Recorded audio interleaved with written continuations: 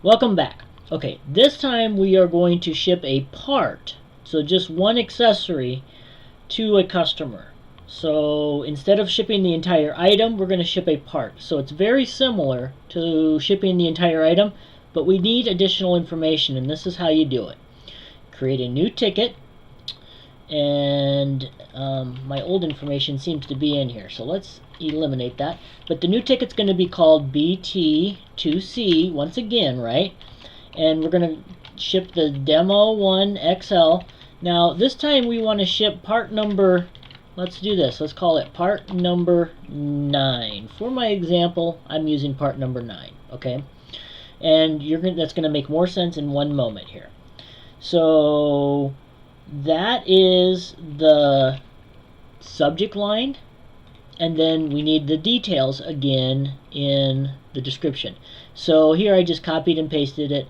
Send the Demo 1 XL part number 9, and the name of the part is cigarette power plug. Name the part there. Again, the customer's address and contact and phone information. So that is how you create the ticket, but we want to do one more step after we create the ticket. So because we want to make sure we're very clear what part number 9 is. It's a cigarette plug, power plug, which is good, but let's be very clear about that. We want you to attach a photo.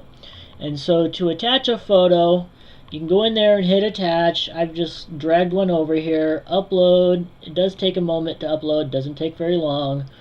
And there it is. So now this is, I'm going to open this image file up so you can see what I just sent. But basically, I just uploaded a file of an example of demo products here. And product number 9 is right here, the cigarette plug.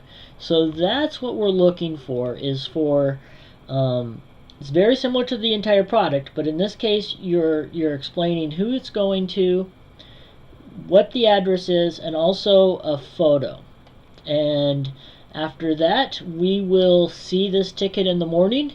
We will ship it out. We will enter the tracking number into the system so that you get a copy of it, and this ticket will then be resolved, and the shipping cost for that process will then be transferred over into the invoicing so that we can transfer that shipping cost. So it's very easy still to do. We just need the additional information of the name of the product or the part, and a photo of it. You could send a photo just of the part if you wanted to, but it's up to you. So that's how you create a ticket to ship a part to a customer.